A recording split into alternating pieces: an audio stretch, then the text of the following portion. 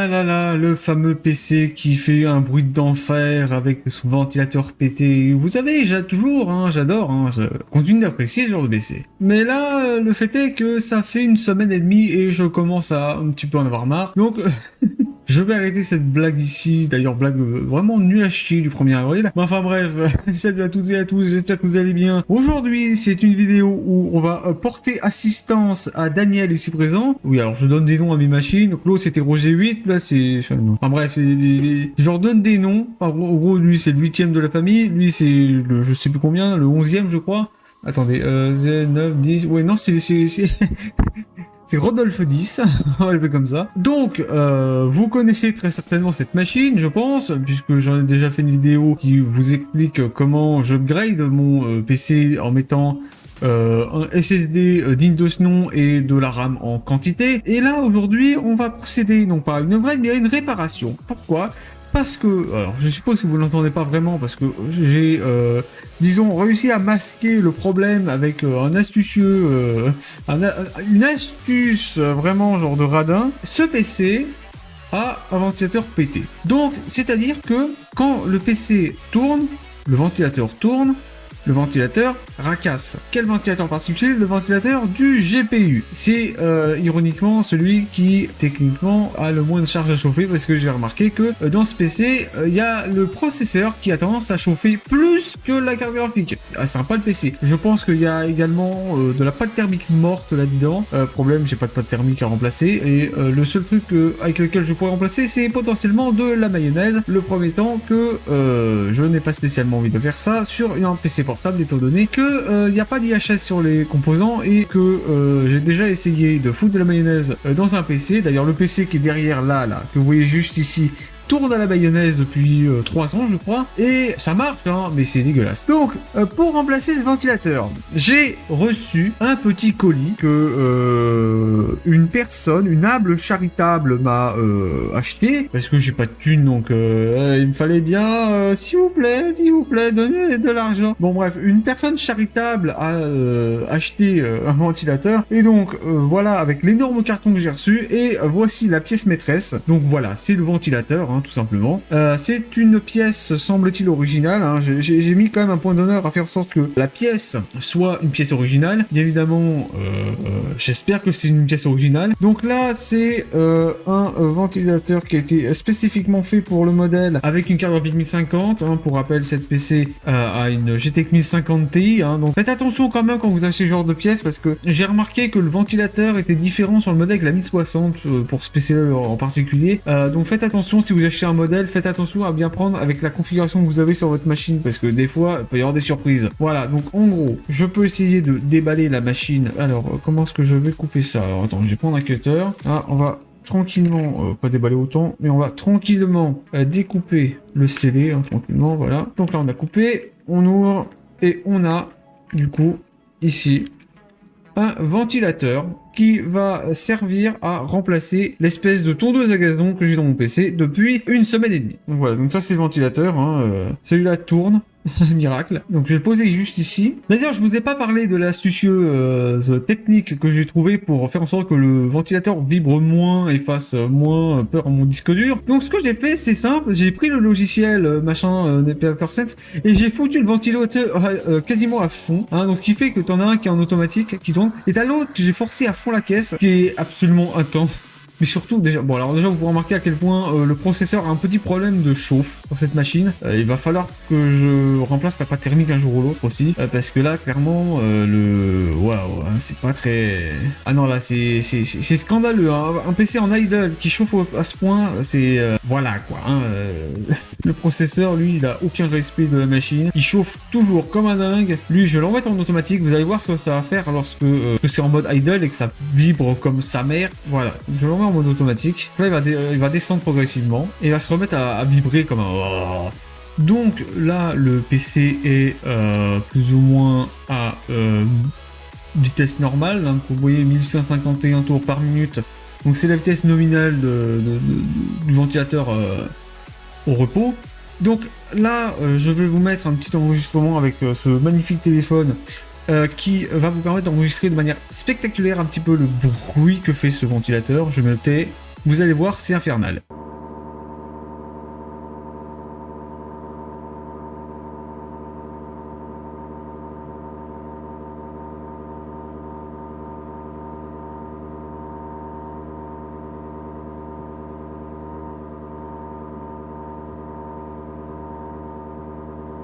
Voilà, donc là vous avez à peu près une idée de ce que ce ventilateur représente pour ce PC, c'est-à-dire un supplice absolument immoral. Mais surtout, là, vous savez quoi, je vais vous mettre un deuxième enregistrement. Et là, je vais directement coller le truc au PC comme ça. Et vous allez voir à quel point ça vibre.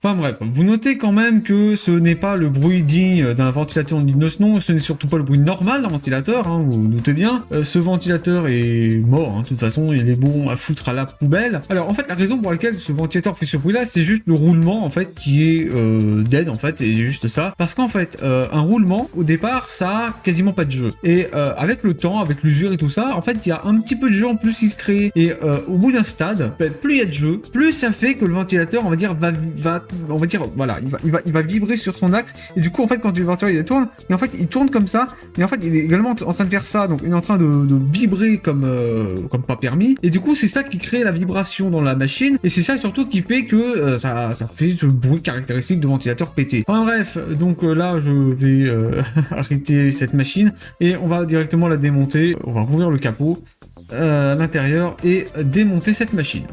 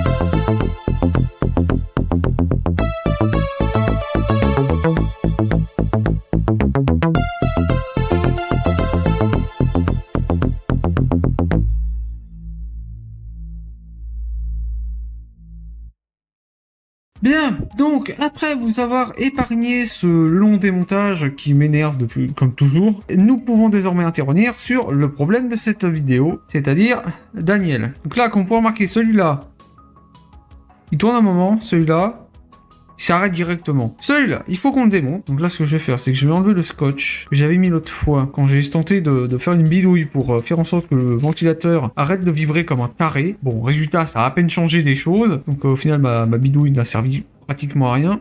Donc là, je retire le scotch, voilà. Ouais, alors, oui, ma bidouille, c'était faire en sorte que le ventilo ne soit pas trop accroché au PC. Hop, donc là, je retire la vis. Hop.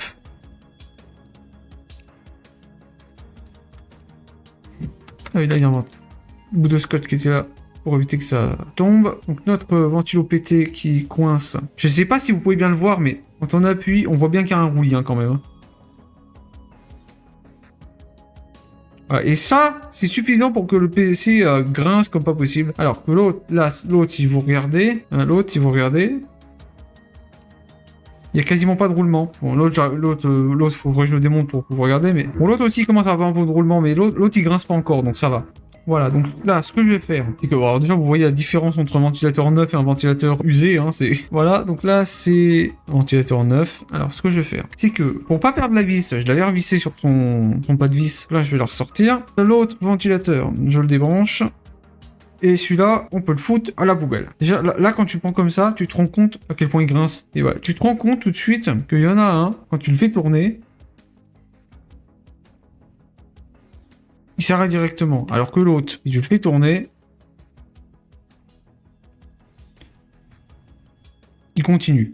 Donc, lui, on vérifie bien, la prise est au bon endroit. C'est bon. Donc là, on peut le replacer directement ici. Le câble. Attends, on va rebrancher le câble avant. On va essayer de le retourner un peu. Juste repérer dans quel sens les pins doivent être mises. Alors, comparons par rapport au ventilateur original. Donc l'autre, il était branché comme ça, je pense. Voilà, il était branché comme ça. Donc, c'est le rouge en bas, le noir en haut. D'accord. Là, faut que je fasse pareil. Le rouge en bas, le noir en haut.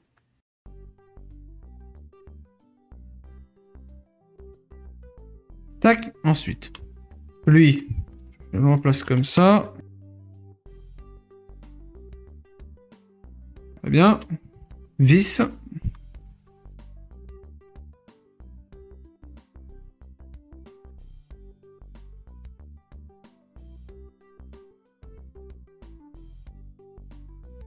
Vis 2. Lui, je le serre.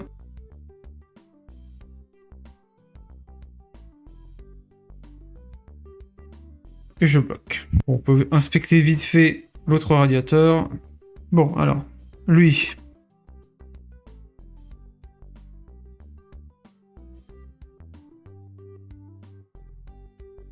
Bon, lui, on sent quand même qu'il va bientôt avoir du roulis, mais ça va encore. En tout cas, il bloque pas, donc lui, pour le moment, il n'y a aucun problème. Donc on peut le remettre, il ne va pas nous embêter. Voilà, donc, ensuite, pour faire en sorte que l'air ne parte pas trop rapidement, on va faire en sorte que le gap ici soit comblé. Donc, pour combler le trou, on va faire très simple, on va juste mettre un bout de scotch. Et on va le mettre sur le trou.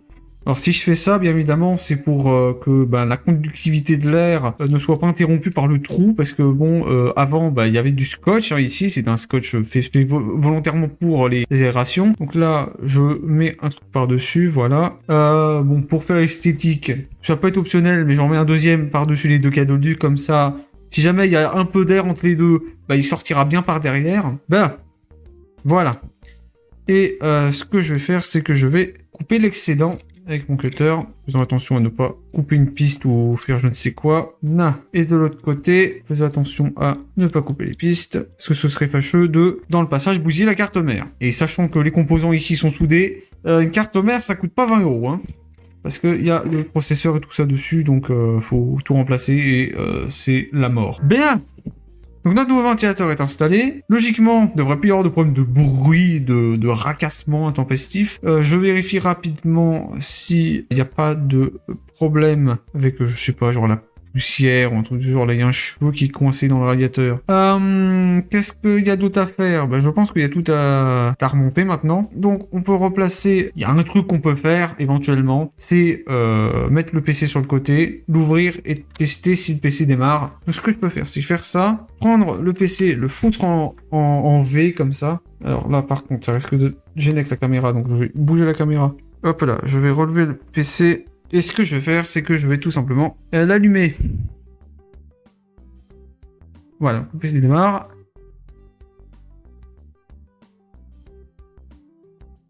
Les ventilos tournent. Eh bien, le PC s'allume. Voilà, bravo.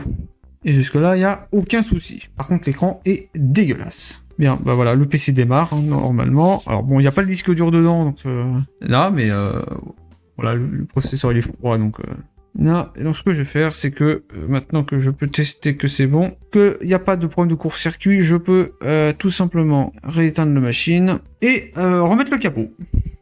J'espère que j'ai pas une vis dans l'eau. Hop, voilà. Bien. Donc, une fois que ça c'est fait, on remet les vis. Bon, là, elles sont déjà dans leur trou, donc on va juste aller resserrer. Tac. Je peux pas me filmer non plus comme l'autre fois, là, prendre 20 ans. Donc là, on va faire ça vite fait. Il n'y a pas besoin de mettre 20 ans pour visser des vis quand même. disque dur maintenant. Pas oublier de remettre bien évidemment la prise, sinon ça va pas marcher. On met ça dans son rack. Donc là, ensuite, on remet les vis. Pas besoin de serrer très fort non plus, c'est juste un rack à disque dur. Hein. Je vais pas serrer trop fort parce que là, là si c'est pété, hein, parce que pour information, le craquelure c'est pas juste là, hein, c'est là aussi. Ça a bien pété au niveau d'un des pas de vis. Donc bon, par chance, le pas de vis n'a pas été touché, mais ça a touché juste à côté. Donc faut que je fasse gaffe. Bien, une fois que ça c'est fait, on prend les trappes. Donc ça c'est la trappe à disque dur qui est là.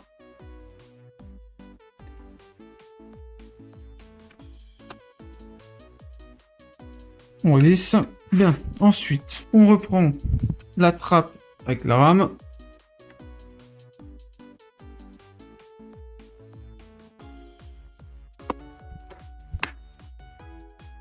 Et on resserre. Et du coup, on a fini. Bien.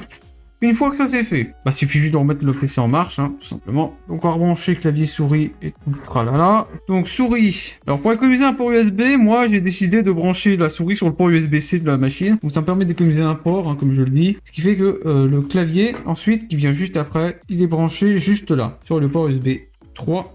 On peut le remettre ici, et ça, bon, on s'en fiche pour l'instant. Le PC est toujours aussi dégueulasse, mais c'est pas grave. J'espère juste que je l'ai pas trop rayé encore davantage avec mes conneries.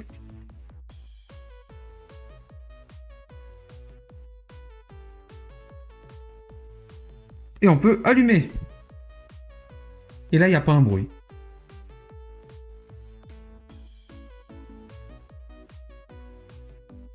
Il n'y a pas un bruit. Bon, bah le prochain test, ce sera de lancer un jeu, voir comment ça se comporte. Alors, je vais essayer de lancer un jeu qui consomme bien sa mère. Le seul jeu que j'ai qui consomme bien sa mère que j'ai sur mon PC, c'est les gachas à la con. Allez, voyons comment le nouveau ventilateur se débrouille. Donc ce que je vais faire, c'est que je vais baisser le son. Comme ça, vous entendrez bien que les ventilateurs et seulement les ventilateurs.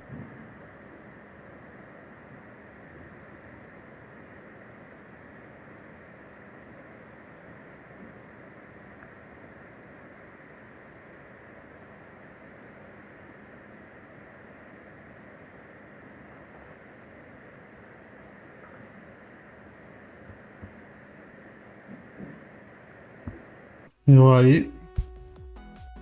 Est-ce qu'en faisant n'importe quoi avec les personnages, ça marche? Je vais repenser jouer à la fin, tu vois. Ok, bon. Bah, de ce que je remarque, ça fait juste un souffle normal. Au niveau des vibrations, maintenant, test ultime. Ça vibre pas du tout. Il y a genre pas une seule vibration. Je crois que j'ai jamais vu ce PC aussi peu vibrer depuis le début, en fait. Et du coup, le troisième test, ce sera de le prendre et de voir si en le bougeant un peu, ça se remet à grincer. Bon, alors, juste pour voir vraiment si ça chauffe à mort, j'essaie de prendre une zone qui chauffe bien sa mère. Là. Et justement, j'en connais une qui marche très bien. C'est ça qui a tendance à chauffer comme un taré. Si on se met là et qu'on laisse tourner genre 4-5 minutes, ça devrait aller. On se met dans votre caméra et on va filmer le paysage. Et on va reculer au maximum. Alors, qu'est-ce que nous dit le gestionnaire des tâches? Le gestionnaire des tâches nous dit que nous sommes à 70 degrés, ce qui est pas mal. Qu'est-ce que nous dit ensuite le processeur? Le processeur nous dit que nous sommes à 50%, d'accord. Là, 70, 71, ça va monter petit à petit parce que le CPU il chauffe. Et le PC, là, il est actuellement dans un cul-de-sac. Donc, ce qui fait que pour évacuer la chaleur, c'est pas très optimal. Il aurait fallu que je mette le PC dans un meilleur endroit. Mais ouais, là, c'est encore légèrement chaud, ça chauffe pas beaucoup. En tout cas, le PC, il vibre pas une seconde. Genre, il n'y a rien du tout. Hop. Allez, on va le mettre bien sur le côté. 73 degrés. Là, c'est une zone qui consomme à donf. Hein, donc, c'est pour ça que j'ai pris cette zone en particulier. C'est parce que c'est connu pour consommer pas mal ici. Hein. Et en dépit de la vitesse du processeur qui est normale, et ben, tout a l'air comme sur des roulettes.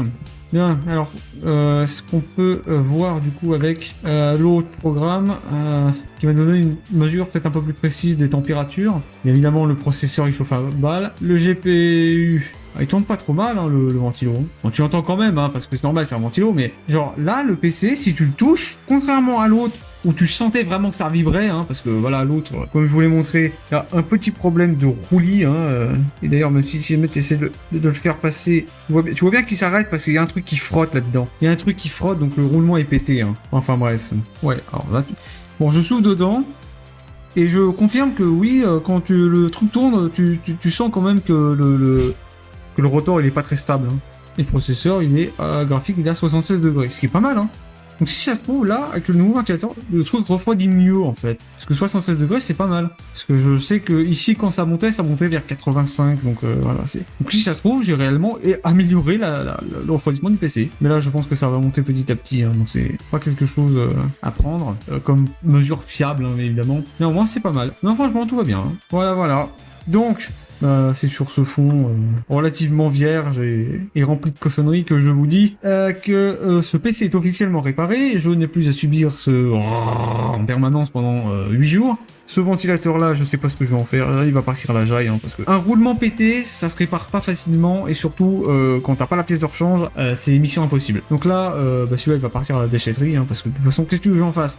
À part faire un vibreur, je vois pas du tout ce que je pourrais en faire. Bon, et bien avoir fait tourner une dizaine de minutes, le processeur graphique chauffe toujours aussi peu, donc je pense que c'était bien la solution à la surchauffe du PC. En fait, je pense que le PC a dû tourner tellement en mode bouché que ça a dû bousiller le machin, parce qu'à force de tourner à fond, forcément, ça a dû le défoncer le machin. L'autre là, qui était moins bouché, a eu besoin de fournir moins d'efforts pour évacuer la chaleur, donc l'autre il a pu, on va dire, sauver un peu sa mise. Donc c'est vraiment le GPU qui a pris le plus cher dans l'histoire. Donc là voilà, nous pouvons tranquillement terminer là. Et bien, si sur ce que cette aventure va se terminer, j'espère que cette vidéo vous aura en quelque sorte plu. Nous pouvons tout simplement nous quitter ici. Bon, je vais me redéconnecter là-bas. Je me déconnecte toujours au même endroit de toute façon. Hop.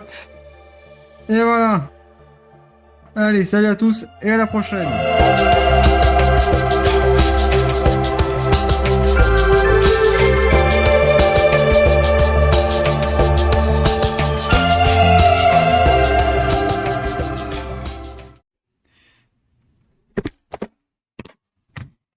Pourquoi elle se casse la gueule, la caméra?